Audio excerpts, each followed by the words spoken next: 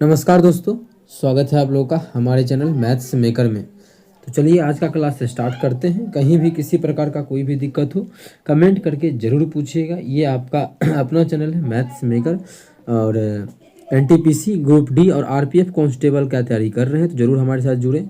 और आप लोग को पता होना चाहिए कि एग्ज़ाम डेट आज गया है आरपीएफ कांस्टेबल का। अगर आप लोग जोर शोर से तैयारी कर रहे हैं तो हमारे चैनल के साथ ज़रूर जुड़ें।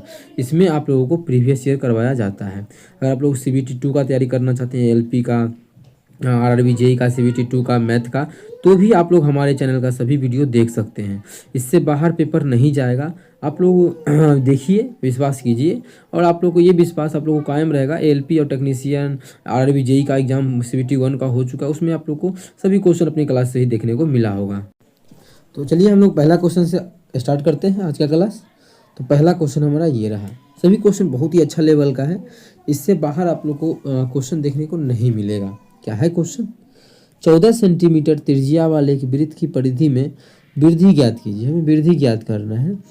यदि त्रिज्या में 7 सेंटीमीटर की वृद्धि हो जाती है तब 7 सेंटीमीटर की वृद्धि त्रिज्या में कर देंगे तब कितना का वृद्धि होगा। अच्छा, पहले कितना अभी मतलब पहले हमको क्या निकाल, परिधि में वृद्धि बोला है ना, तो पहले कितना परिधि होगा 2 पाई आर। आर का तो मान दिया है 2 पाई और आर हमारा कितना है, पहले जो होगा वो 14 होगा। यहाँ पे 14 लिख देंगे। ठीक है, हम पाई का मान नहीं रखते हैं, बाद में रखेंगे। हमें जब बोला है यूज करने तो करना तो पड़ेगा है ना। मतलब अगर पहले देखा जाए तो 14 दूना 28 पाई। पहले कितना होगा इसका परिधि 28 पाई। अब बोला है इसमें हम वृद्धि कर देते हैं, त्रिज्या में 7 सेंटीमीटर का वृद्धि कर दिए तो अब त्रिज्या कितना हो गया, 14 7 21 हो गया। तो अब हो जाएगा 2 पाई आर। आर कितना हो जाएगा, 21 हो जाएगा। तो अब हो गया 21 दूना 42 पाई। यही तो हो गया ना। वृद्धि ज्ञात करना है तो कितना का वृद्धि हुआ है देखिए तो 14 पाई का नहीं वृद्धि हुआ है क्या, पहले था 28 पाई, पहले था 28 पाई और अब हो गया 42 पाई। कितना का वृद्धि हुआ है, तो आप लोग बोल सकते हैं कि 42 में 28 को घटा देंगे, 14 पाई का वृद्धि हुआ है। तो 14 पाई का मान तो बोला है कि 22/7, तो 22/7 काटेंगे तो 22 दूना 7 दूना 14, 22 दूना 44, मतलब 44 सेंटीमीटर जो हो जाएगा इसका बिल्कुल करेक्ट आंसर हो जाएगा। कितना, 44 सेंटीमीटर, जो कि हमारा ऑप्शन ए में बिल्कुल करेक्ट हो जाएगा। अगर हम वृद्धि करते हैं कितना का, 7 सेंटीमीटर का, तो परिधि में जो है वो वृद्धि हो जाएगा हमारा 44 पाई का, 44 सेंटीमीटर का। इसका डायरेक्टली आप लोग यही याद रखिएगा, परिधि में वृद्धि पूछेगा तो डायरेक्ट हम करेंगे 2 पाई इंटू 2 पाई इंटू में क्या लिखेंगे, तो देखिए 2 पाई इंटू पहले कितना परिधि था और अब कितना होगा, इसी दोनों में अंतर ज्ञात करना है। तो मानिए अब मान लेते हैं बड़ी आर अब का है, मतलब परिवर्तन के बाद का, और परिवर्तन के पहले का आर था। यही मेरा आंसर होगा। यहाँ से आप लोग सॉल्व कर सकते हैं। 2 गुना पाई का मान 22/7 और दोनों का अंतर कितना का वृद्धि हो रहा है, तो यहाँ पर लोग लिया 7 का वृद्धि हो रहा है, तो 7 का वृद्धि, 7 से 7 कट गया, 22 दूना 44। ठीक है, डायरेक्टली आप लोग इस प्रकार से इस क्वेश्चन को सॉल्व कर सकते हैं। ठीक है, डायरेक्टली इस प्रकार से आप लोग बना सकते हैं। चलिए अगला क्वेश्चन कर लेते हैं। क्या है, दो संख्याओं का लघुत्तम एलसीएम, एलसीएम उसके महत्तम का 91 गुना है। दो गो चीज़ है, एक एलसीएम होता है और एक एचसीएफ होता है। इसकी के बारे में बोला है, दो संख्याओं का जो लॉसो है वो मौसो का 91 गुना है। मौसो का मतलब एचसीएफ का 91 गुना है। एचसीएफ अगर एक है तो इसका 91 गुना ये जो है हमारा 91 है। ऐसा क्वेश्चन में बोल रहा है 91 गुना था, तो 91 से हम क्या कर दिए, यहाँ पे गुना कर दिए। ठीक है, आगे उनके एचसीएफ और एलसीएम का योग 2760 है। इसके एलसीएम और एचसीएफ का योग जो है 2760 है। मतलब एलसीएम और एचसीएफ को क्वेश्चन में बोल रहा है कि अगर जोड़ता है इसका तो हो जाता है ये 2760। तो यदि उनमें से एक संख्या 210 है, एक संख्या मतलब ए का भी मान दे दिया है 210 है, तो हमें ज्ञात करना है दूसरी संख्या मतलब बी का मान क्या होगा। बी का मान क्या होगा ये हमें ज्ञात करना है। अच्छा, ये जो निकला है ये अनुपात दिया हुआ है कि ई इससे 91 गुना अधिक है तो 91 है। अच्छा, अगर मान लेते हैं कि अनुपातिक संख्या क्या है, एक्स है। अनुपातिक संख्या हम मान लेते हैं कि x है, तो क्या होता है पहली संख्या गुना दूसरी संख्या बराबर लॉसव गुना मौसव। ये तो आप लोग को पता होना चाहिए, अगर नहीं पता है तो जान लीजिए। पहली संख्या गुना दूसरी संख्या, पहली संख्या दूसरा 10 है, तो पहली संख्या गुना दूसरी संख्या। लेकिन इस पे हम जाएंगे तो काफ़ी टाइम बर्बाद होगा। यहाँ से करना क्या चाहिए हमें, अब देखिए लॉसव हमें इतना मान लिए, मौसव इतना, अभी हम x को नहीं भी मानेंगे तो क्वेश्चन आसान तरीके से बन जाएगा। कैसे, तो वो चीज़ हम दिखाते हैं, चलिए। अच्छा, लॉसव और मौसव का योगफल कितना हो जाएगा, आप लोग बोलिएगा कि 91 1 92 हो जाएगा। लॉसव और मौसव का जो योगफल हो जाएगा कितना हो जाएगा, 92 हो जाएगा। अगर हम अनुपात में देखें तब, और एक्चुअल में इसका योगफल कितना हो रहा है, क्वेश्चन में देखिए गिवन है 2760 हो जाता है। कितना हो जाता है, 2760। मतलब हम लोग का अनुपात का अगर देखें तो 92 आया, लेकिन एक्चुअल में मान पे अगर गए 2760 आया, तो इससे कितना गुना अधिक है, तो 92 तिया 276 जीरो का जीरो, मतलब एक अनुपात का मान आ गया 30। मतलब कितना है, 30 गुना है ओरिजिनल में, मतलब अनुपात से 30 गुना है एक्चुअल मान। एलसीएम भी कितना हो जाएगा, 30 गुना, तो 0 3 9 तिया 27 कितना हो जाएगा, 2730। अगर इसका बात करें तो एक अनुपात का तो मान 30 है ही, दोनों निकल गया। हमें दूसरी संख्या लेकिन बोला है, तब फॉर्मूला पे पुट कर देंगे, पहली संख्या गुना दूसरी संख्या बराबर एलसीएम गुना एचसीएफ। तो पहली संख्या कितना है 210, दूसरी संख्या कितना है b, एलसीएम कितना है 2730 गुना एचसीएफ कितना है 30 है। यहाँ से काटा पीटी करेंगे, हमारा दूसरी संख्या निकल जाएगा। ठीक है, पहले ये देखते हैं कि कौन सा मेरा आंसर होगा। 1 0 से 1 0 यहाँ से कटा, 3 से काटेंगे 3 7 21, 7 से कटेगा क्या, 7 5 7 7 7 21, 21 6 7 9 63 0। तो बी का जो मान हमारा आ गया वो 390 आ गया। कितना, मतलब दूसरी संख्या जो हो जाएगा वो हमारा 390 होगा, जो कि ऑप्शन नंबर ए में है। तो ऑप्शन ए हमारा बिल्कुल करेक्ट आंसर हो जाएगा। कौन सा ऑप्शन, ऑप्शन ए। उम्मीद करते हैं दोस्तों समझ में आ गया होगा। कहीं भी किसी प्रकार का कोई भी दिक्कत हो किसी भी क्वेश्चन में, कमेंट करके पूछ सकते हैं। चलिए, क्या है कि ये सभी अंकों का प्रयोग करते हुए बनने वाली 4 अंकों की सबसे छोटी संख्या, 4 अंकों की सबसे छोटी संख्या कौन सा बन सकता है। पहले बात देखिए, हम बोलेंगे 0 और 1 अंक, 0 और 1 का यूज करके 2 अंकों का सबसे छोटी संख्या बनाइए, तो आप की बनाइएगा 0 और 1, तो गलत हो जाएगा, क्योंकि 2 अंक का थोड़ी है ये, क्योंकि आगे में 0 का कोई मतलब ही नहीं होता है। सेम उसी तरीक़ा से हमें ये 0 को आगे में छोटी संख्या तो बनाना है, लेकिन इस 0 को आगे हम कभी लिख नहीं सकते हैं, अगर लिखेंगे तो गलत हो जाएगा। ठीक है, क्योंकि देखिए 3 अंकों का ही संख्या है ये, 0 से तो कोई मतलब ही नहीं है। जैसे 0 शुरू में आएगा तो वो 3 अंकों का बनेगा, 4 अंकों का कभी बन ही नहीं सकता है। ठीक है, उसी प्रकार से ये भी हमारा 3 अंकों का नहीं, 3 अंकों का है, 4 अंकों का नहीं। ठीक है, और छोटी संख्या बनाना सबसे आसान, सबसे छोटका को पहले लिखिए, ऑप्शन को अगर नहीं भी काटना है तो। आप बोलिएगा सबसे छोटका तो 0 था, तो हम बोले 0 को छोड़ के। ठीक है, सबसे छोटका कितना है, 3 है, तो 3 को लिख दिया। अब 0 को लिख सकते नहीं, लिखेंगे, दोनों छोटका हो गया। अब इस दोनों छोटका के बाद कौन सा छोटका है, 5 है तो 5। अब इसके बाद क्या है, 6 है तो 6। कितना आ गया, 30 56।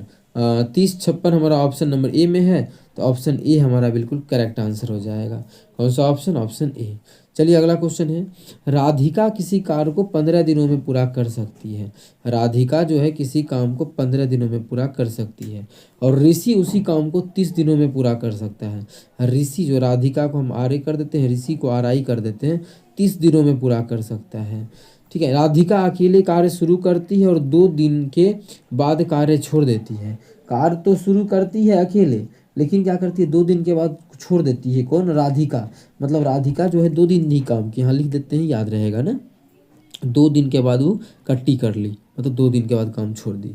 तो बोला है फिर ऋषि कार्य जारी रखता है, शेष काम को पूरा करने में ऋषि द्वारा लिया गया समय ज्ञात कीजिए। ऋषि कितना समय लेगा, तो सबसे पहले हमें इसका कुल काम निकालना पड़ेगा, तभी तो पता चलेगा कि 2 दिन में कितना काम करके भागी है। कुल काम इसका एलसीएम आ जाएगा, तो एलसीएम 30 हो जाएगा, 30 आ गया कुल काम। ये कुल काम को 15 दिन में करती है, मतलब 15 दिन में 30 काम करती है। ये जो राधिका है कुल काम को करती है 15 दिन में, और ठीक है कुल काम तो 30 है, मतलब 1 दिन में कितना काम करेगी, 2 यूनिट काम करेगी। और ऋषि जो है 1 दिन में कितना, 30 का 30, 1 दिन में 1 काम करेगा, तभी तो 30 दिन में 30 काम कर रहा है। ठीक है, लेकिन राधिका 30 काम तो कुल था, राधिका करती है 1 दिन में 2 काम, और राधिका 2 दिन बाद छोड़ दी है, तो 2 दिन में कितना काम कर ली होगी, 4 काम, तो कुल काम बचा कितना होगा, 26 काम। और ऋषि जो है एक दिन में एक काम करता है, एक दिन में एक काम, तो 26 काम को करने में कितना समय लगेगा, एक से भाग कर देंगे, तो 26 काम को करने में 26 दिन लगेगा ऋषि को। तो इसका 26 हमारा बिल्कुल करेक्ट आंसर हो जाएगा, जो कि हमारा किसी ऑप्शन में दिख रहा है। तो आप लोग बोलिएगा जी बिल्कुल दिख रहा है, ऑप्शन नंबर हमारा 26 ऑप्शन बी में है। तो ऑप्शन बी हमारा इस क्वेश्चन का बिल्कुल करेक्ट आंसर हो जाएगा। कौन सा ऑप्शन, ऑप्शन बी। ठीक है, इसका ऑप्शन बी हमारा बिल्कुल करेक्ट आंसर हो जाएगा। इसको हम इस प्रकार से लिख देते हैं। उम्मीद करते हैं समझ में आ गया होगा। कहीं भी किसी प्रकार का कोई भी दिक्कत हो किसी भी क्वेश्चन में कमेंट करके पूछ सकते हैं। चलिए अगला क्वेश्चन पे चलते हैं। क्वेश्चन हमारा अगला 5 नंबर क्वेश्चन है। ठीक है, क्या है 5 नंबर क्वेश्चन, देखिए। अब एक 8 मीटर प्रति सेकेंड की चाल से दौड़ता है। इसका जो चाल दिया हुआ है 8 मीटर प्रति सेकेंड दिया हुआ है। ठीक है, वह उसी चाल से दौड़ना जारी रखता है तो 24 मिनट में कितना दूरी तय करेगा। 24 मिनट का मतलब जब यहाँ पे सेकेंड में दिया था, करो अभी हम सेकेंड में लिख लेते हैं। तो 24 गुना 60 सेकेंड, इतना सेकेंड में बोल रहा है कितना दूरी तय करेगा। किलोमीटर में दूरी निकालना है, अरे वाह, मतलब किलोमीटर में बदल देंगे बाद में। तो दूरी बराबर क्या होता है, चाल गुना समय। 8 मीटर प्रति सेकंड, एक सेकेंड में 8 मीटर, तो इतना सेकेंड में इतना से गुना कर देंगे, 2 4 6 0। लेकिन हमें क्या 2 4 6 0 2 4 गुना 6 0 हमें निकालना है इसका कि ये आ गया मीटर में, हमें निकालना है किलोमीटर में। तो 1000 से जैसे ही भाग करेंगे तो ये जो बन जाएगा वो किलोमीटर में बन जाएगा। अब देखिए 1 0 से 1 0 गया, 2 अंक के बाद दशमलव होगा, ठीक है। लेकिन इकाई अंक पे देखिए सब में अलग अलग है ना, तो हम इकाई अंक पे जा सकते हैं बिना गुना किए। 6 चौके 24, 4 और 4 अट्ठे 32, लास्ट में 2 आएगा इकाई अंक पे। इसमें है नहीं है, इसमें है नहीं है, इसमें है नहीं। एक ही ऑप्शन में इकाई अंक पे 2 है, 11.52। तो ऑप्शन हमारा डी बिल्कुल करेक्ट आंसर हो जाएगा। कौन सा ऑप्शन, ऑप्शन डी 11.52 हमारा बिल्कुल करेक्ट हो जाएगा। क्योंकि दशमलव के बाद दशमलव मतलब 2 अंक के बाद चाहिए तो वो भी हमारा मिल गया, और इकाई अंक पे 2 होना चाहिए, तो ऑप्शन डी में ही ऐसा था, तो ऑप्शन डी करेक्ट होगा। अगला, नीचे दिए गए आंकड़ों के आधार पर व्यक्तियों का माध्य याद कीजिए। कल आप लोगों को हम बहुलक सिखा चुके हैं, कल के क्लास में, ठीक है। अभी हम उतना नहीं जाएंगे, कल की क्लास में आप लोगों को हम बहुलक सिखा चुके हैं। अभी इसका सिंपल हमें माध्य निकालना, आगे तक था या नहीं था पता नहीं, हम यहाँ पे बंद कर देते हैं। हम बस जितना दिया है उतना में ही आप लोग को माध्य निकालने के लिए सिखा देते हैं कि इसका माध्य क्या होगा। आप बहुत बार सिखाई भी है इस क्वेश्चन को बनाने के लिए, तो आप लोग चाहे तो इसका माध्य तो अपने खुद से भी निकाल सकते हैं, क्योंकि आसान है इसका माध्य निकालना। तो किस प्रकार से निकालेंगे, सिंपल अगर तरीका देखें आप लोग को जो बताए थे बिना माने वाला, तो क्या होता है सिग्मा एफ एक्स, ये हमारा एक्स है, ये हमारा एफ है। तो क्या होता है फॉर्मूला, सिग्मा एफ एक्स बटा सिग्मा एफ, यही तो माध्य का फॉर्मूला होता है। ठीक है, सिग्मा एफ एक्स करेंगे तो 12 तिया 36 360, हम जो गुना लिखते हैं इसी बॉक्स में एक बना लेते हैं। यहाँ पे कितना हो जाएगा, ये 12 तिया 36 360 प्लस 13 चौके 52 520, 14 25 70 700, 15 छके 90 900 और 16 दूना 32 320।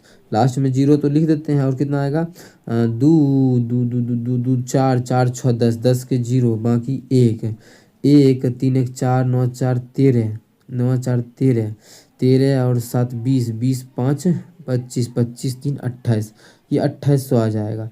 सिग्मा एफ एक्स बटा सिग्मा एफ कितना है, तो 4 3 7 7 5 12 6 18 18 2 20 20 हमारा हो गया, कितना 20 सिग्मा एफ।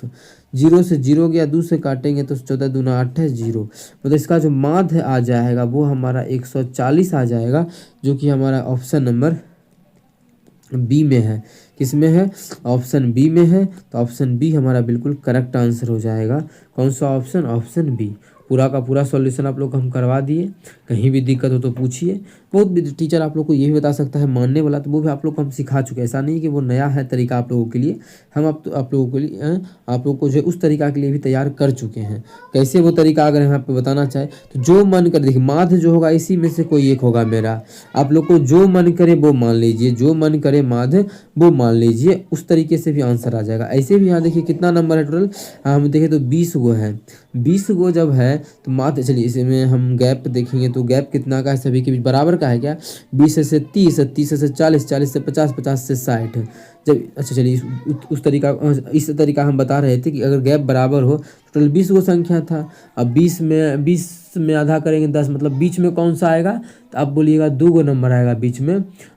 जब करेंगे तो एगो 9 नंबर वाला बीच में आएगा, एगो 10 नंबर वाला, 10 या 11 वाला, हाँ 10 नंबर 11 नंबर वाला बीच में आएगा, 10 वाला और 11 वाला। तो 10 और 11 पूरेगा कहाँ हमारा, देखिए तो आप बोलिएगा कि 10 और 11 पूरेगा हमारा यहाँ पे, कहाँ पे पूरेगा 10 और 11, अगर देखें तो 5 4 3 7, 7 5 12, 10 और 11 दोनों इसी में पूरेगा। तो दोनों जब इसी में पूरेगा तो हमारा दोनों का तो मान 140 से है, तो 140 जो 140/2 डायरेक्ट हमारा आ जाएगा 140 आंसर।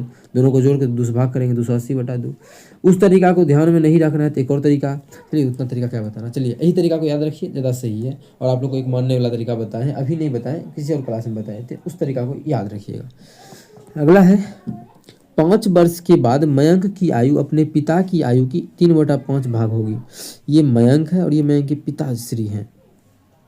5 वर्ष के बाद जो है मयंक का आयु 5 वर्ष के बाद मतलब प्रजेंट से 5 साल के बाद, प्रजेंट में जितना भी है उससे हम 5 साल जब प्लस कर देंगे उसमें दोनों में, तब क्या होगा, अपने पिता का 3/5, किसका, पिता का ना, इसलिए नीचे में मानेंगे जिसका बोले, जैसे पिता का बोला तो पिता का मान लेंगे 5, तो पिता का 5, तो मयंक का कितना हो जाएगा, पिता का 3/5। देखिए क्या है, 5 मैंने कहा कि पिता को 5 मान लिए, तो पिता का जैसे ही किए तो गुना, पिता का मतलब पिता गुना 3/5, 5 से 5 कट गया, मतलब मयंक का हो जाएगा 3। इसीलिए बोले आप लोग को जब बटा वाला दिया है, जैसे बोले 3/5 है, पिता का 3/5, तो पिता को मानेंगे 3 तो मयंक, पिता को मानेंगे 5 तो मयंक हो जाएगा 3। इस प्रकार से हम बोलना चाह रहे थे, ठीक है, जो कि आप लोग के सामने रख दिए हैं। चलिए और कुछ बोला है, 5 वर्ष पहले यही तो है ना, 5 वर्ष के बाद, 5 वर्ष पहले उनकी आयु का अनुपात 2:5 था, तो मयंक की वर्तमान आयु 5 साल पहले भी दिया हुआ है, ये तो 5 साल बाद का कहानी था। चलिए प्रजेंट हम ऊपर कर देते हैं, बीच में कर देते हैं, प्रजेंट मानिए ये है, और यहाँ से 5 साल पहले तो -5 करेंगे, 5 साल पहले तो कितना हो जाएगा -5। 5 साल पहले जिसका अनुपात था मयंक था 2, तो उसके पिताश्री थे 5 अनुपात का। अब पहले हमें ये बताइए कि दोनों के बीच का डिफरेंस कितने साल का है।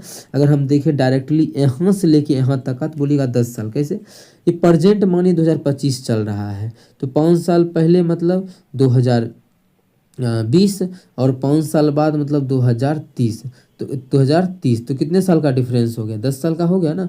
इसीलिए बोले डिफरेंस 10 साल का होगा, क्योंकि एक में बढ़ रहा है, एक में घट रहा है। हम 5 साल पहले से लेके अभी से 5 साल बाद का देख रहे हैं, 10 साल का डिफरेंस आएगा। जब डिफरेंस हो रहा है 10 साल का, तो हाँ डिफरेंस इक्वल हो गया, बोल सकते हैं इधर भी 10 साल का डिफरेंस कितना, +10 का, और इधर भी हमारा 10 साल का डिफरेंस +10 का। जैसे ही 10 साल का डिफरेंस हुआ तो अनुपात में भी समान बढ़ना चाहिए, तो 2 से कितना हो गया, यहाँ पे 3 हो गया, 1 बढ़ा है, वाह। यहाँ 5 से 5 गलत बात है, अनुपात में उल्टा सीधा हो गया। कैसे उल्टा सीधा हो गया, तो समझिएगा, यहाँ से जो है एगो तो 1 बढ़ा है और दूसरा 1 को नहीं बढ़ा है, तो गलत बात है, इक्वल बढ़ना चाहिए। क्या कि साल में इक्वल का वृद्धि हुआ है, साल में इक्वल का वृद्धि हुआ है। इक्वल करने का एक आसान तरीका है, इस क्वेश्चन में हम इसको मिटाते हैं, पर जहाँ पे निकालना है वर्तमान ना, फिर भी इसको हटा देते हैं, ठीक है। अब देखिए इक्वल करने का क्या तरीका है, डिफरेंस से गुना कर दीजिए, क्रॉस गुना। इस दोनों के बीच का डिफरेंस कितना है, 2 का डिफरेंस है, तो 2 का गुना कर दीजिए यहाँ और 2 का यहाँ। और इस दोनों के बीच का डिफरेंस कितना, 3 का है, तो 3 का गुना कर देंगे यहाँ और 3 का कर देंगे यहाँ, तो कितना हो जाएगा, ये 3 तिया 9 और ये हमारा हो जाएगा 5 तिया 15, और ये हो जाएगा 2 दूना 4 और ये हमारा हो जाएगा 5 दूना 10, ठीक है। वो सभी चीज़ आप लोगों के सामने रखा हुआ है कि अब देखिए, अब आप लोग चेक कर सकते हैं इक्वल है या नहीं है। कैसे, देखिए 4 से 9 हो गया है, 4 से 9 हो गया मतलब 5 बढ़ गया है अनुपात में। यहाँ 10 से 15 हो गया मतलब 5 बढ़ गया है अनुपात में। देखिए इक्वल हो गया, हमें इक्वल ही तो करना था। अनुपात में कितना बढ़ गया है, 5, और एक्चुअल में कितना बढ़ा है, 10 साल। तो यहाँ से काटेंगे तो 1 अनुपात का जो मान आ जाएगा वो 2 के इक्वल आ जाएगा, 1 अनुपात का मान 2 के बराबर आएगा। अब देखिए हमें कोई एक निकाल लेते हैं, हमको वर्तमान चाहिए ना, तो 5 साल पहले का अगर निकालेंगे तो 5 साल पहले कितना, 4 अनुपात में है, तो 1 अनुपात का मान 2, तो 4 अनुपात का मान 8, ठीक है। पूछा क्या है मयंक का। मयंक का अगर 5 साल पहले 8 है तो वर्तमान में कितना होगा, 5 जोड़ देंगे तो 8 5 कितना हो जाएगा 13। अब बाद में भी निकाल सकते हैं कि जैसे 1 अनुपात का मान 2 तो 5 साल के बाद कितना 9 अनुपात में है ना, ये 5 साल के बाद का कहानी था। तो 1 अनुपात का मान 2 तो 9 अनुपात का मान 18, तो 5 साल के बाद 18 तो 5 साल के पहले कितना हो जाएगा 13, 5 घटा देंगे। जैसे भी निकालने का मन करे निकाल सकते हैं, पूरा का पूरा अनुपात में ही क्वेश्चन सॉल्व होके तैयार है। चलिए अगला क्वेश्चन, क्वेश्चन नंबर 8। एक बार आप लोग बोल सकते हैं जय हिंद। सभी कलर मस्त बनाए ना। चलिए एक दुकानदार को एक वस्तु को 1980 रुपये में बेचने पर 10% की हानि होती है। 15% लाभ प्राप्त करने के लिए उस वस्तु को किस दाम पर बेचा जाना चाहिए। देखिए 10% का फ्रैक्शन वैल्यू हमारा होता है 1/10। ये फ्रैक्शन वैल्यू पर नहीं, रेशियो पे ही बना देते हैं डायरेक्ट। कैसे, देखिए 10% का क्या हो रहा है, नुकसान हो रहा है। मतलब अगर कोई भी वस्तु का अपने आप में सीपी कितना होता है, तो आप लोग बोलिएगा कोई वस्तु का अपने आप में सीपी होता है 100। अब 10 का नुकसान पर बेचेगा तो कितना में बेचेगा, 90% में बेचेगा। प्रतिशत में तो 90 में बेचेगा। यही 90% का जो मान दिया हुआ है वो 1980, ठीक है। नुकसान में बेचता है, कितना बेचता है 1980 में। यहाँ से काटेंगे तो 0 से 0, यहाँ से काटेंगे तो 9 दूना 18, 9 दूना 18, तो 1% का जो मान आ गया वो 22 आ गया। अगर करेमूल बोलता तो हम निकाल लेते 100% का मान, क्योंकि करेमूल तो 100% है। तो 1% का मान 22, तो 100% का मान 2200 आ जाता करेमूल। लेकिन क्वेश्चन में करेमूल नहीं बोला है, ठीक है, करेमूल नहीं बोला है। हमें बोला है 15% लाभ प्राप्त करना है। तो 15% लाभ, तो 15% लाभ प्राप्त करना है तो कितना में बेचेंगे, 100 का चीज़ है, 15 का लाभ प्राप्त करेंगे तो 115 में बेचेंगे। तो मतलब 115%, 1% का मान 22, तो 115% का मान कितना हो जाएगा 22 गुना 115। जैसे गुना करेंगे इसको तो कितना हो जाएगा 22 × 110 के 0, बाकी 11, 22 का 22, 22 11 33 के 3, बाकी 3 है, 22 3 25, 2530 इस क्वेश्चन का बिल्कुल करेक्ट आंसर हो जाएगा, जो कि हमारा ऑप्शन नंबर डी में है। ऑप्शन डी हमारा बिल्कुल करेक्ट आंसर हो जाएगा। कौन सा ऑप्शन, ऑप्शन डी।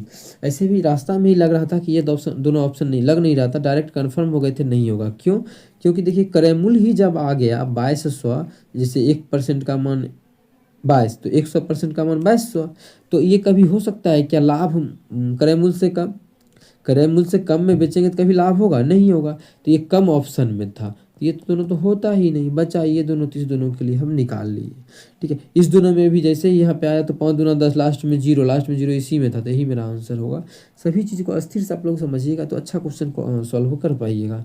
अगला हमारा है, एक व्यक्ति की आय और व्यय का अनुपात 9:5 है। आय है ये इनकम है, और व्यय मतलब एक्सपेंडिचर जो उसका है वो 5 अनुपात में, 9:5 के अनुपात में है। उसका जो आय है वो 27,000 है, तो उसकी बचत राशि ज्ञात कीजिए। अब देखिए सेविंग कितना हो जाएगा पहले ये समझिए। तो सेविंग, कोई आदमी है 9 कमाता है 9 अनुपात में, 5 अनुपात में खर्चा कर देता है, तो बचाएगा कितना, तो आप बोलिएगा 4 अनुपात में बचाएगा, ठीक है। कितना, 4 अनुपात में। अब देखिए आय है कितना यहाँ पे 9 अनुपात में, और यहाँ पे एक्चुअल में कितना आय दिया हुआ है 27,000, तो कितना गुना है, तो हम यहाँ से बोल सकते हैं 9 तिया 27, 3000 गुना है। तो सभी चीज़ 3000 गुना होगा। सेविंग भी 4 नहीं होके 3000 गुना 4 तिया 12 हो जाएगा। कितना हो जाएगा, 4 तिया 12,000। क्वेश्चन में हमसे यही पूछा था कि उसका बचत ज्ञात कीजिए, सेविंग ज्ञात कीजिए, तो उसका जो सेविंग हो जाएगा वो 12,000 हो जाएगा, जो कि ऑप्शन नंबर सी में है। तो ऑप्शन सी हमारा बिल्कुल करेक्ट आंसर हो जाएगा। कौन सा ऑप्शन, ऑप्शन सी। चलिए कर लेते हैं अगला क्वेश्चन हमारा। अगला क्वेश्चन, क्वेश्चन नंबर 10 है। क्या है, 480 के 16% के 19% का मान किसके बराबर होगा। देखिए क्वेश्चन बोला है 480 के मतलब का 16%, ठीक है, इसका भी 19% किसके बराबर होगा, किसके बराबर होगा। अब देखिए प्रतिशत किसके बराबर होगा, इसका आसान तरीका क्वेश्चन है, ठीक है। बहुत सारा तरीका है। अब देखिए सब में 480 को छोड़ ही दिया है, मतलब मेन इसी पे आंसर खेलेगा। 480 देखिए इसमें भी है, इसमें भी है, इसमें भी है, और हमारा इसमें भी है। 480 तो सब में है, इसको हटा ही दीजिए, सब में है तो सब ऑप्शन हो सकता है अभी। अब इसको हम 2-3 तरीका से 19% 16% है, इसको लिखने का तरीका देखिए, 8 और 19 38 हो सकता है क्या, लिख सकते हैं। देखिए तो इसको अगर 8 लिखेंगे तो क्या लिखेंगे, 8 गुना 2, तो 2 उसमें भेज देंगे तो 8 गुना 38 बिल्कुल हमारा हो जाएगा। यही मेरा आंसर हो जाएगा। आगे कोई हो गया नहीं, चेक कर सकते हैं आप लोग। कोई बोलेगा कि नहीं, हम बोल सकते हैं कि 16 और 48 नहीं होगा, 6 और 48, क्योंकि 6 इसको हम बना ही नहीं सकते हैं, तो गलत हो गया। 26 और 9 हो सकता है क्या, 26 भी नहीं बना सकते इस दोनों में से किसी को, गलत हो गया। 1% और 35% नहीं, एक बना सकते हैं क्या, 16 से भाग करेंगे तब एक बनेगा, भाग हम क्यों करें, हम गुना करके देख लिए। अगर भाग भी मानिए कर भी देते हैं 16 से, तो यहाँ भी तो हम 16 से भाग करेंगे फिर, या फिर नहीं सॉरी, यहाँ पे अगर मानिए हम क्या किए, भाग किए 16 से, तो इसमें तो हम 16 से गुना करेंगे, तो ये तो बहुत अधिक हो जाएगा, क्योंकि यहाँ 35 ही दिया हुआ है, ये तो ऑप्शन गलत हो गया। तो इस प्रकार से हमें जो है उसका अगर दिया हुआ परसेंटेज का गुणनफल तो हमेशा सेम होना चाहिए। तो 38 कर सकते हैं, क्या कि 19 इसका वाला 2 यहाँ आ गया, तो लिख सकते हैं इसका ऑप्शन ए। उम्मीद करते हैं 10 क्वेश्चन समझ में आया होगा, ये होमवर्क का प्रश्न है, ठीक है। इसका सॉल्यूशन अगर आप लोग चाहते हैं तो नेक्स्ट वीडियो को जरूर देखें, और इसका आंसर जो आप लोग को कमेंट बॉक्स में कमेंट करना है। सभी क्वेश्चन आप लोग को हम बहुत ही बेहतरीन ढंग से करवाते हैं, तो आंसर भी आप लोगों को ही करना पड़ेगा जो भी होमवर्क का प्रश्न रहता है, ठीक है। और सॉल्यूशन के लिए तो आप लोग को बोल ही दिए कि नेक्स्ट क्लास को जरूर देखें। Thank you.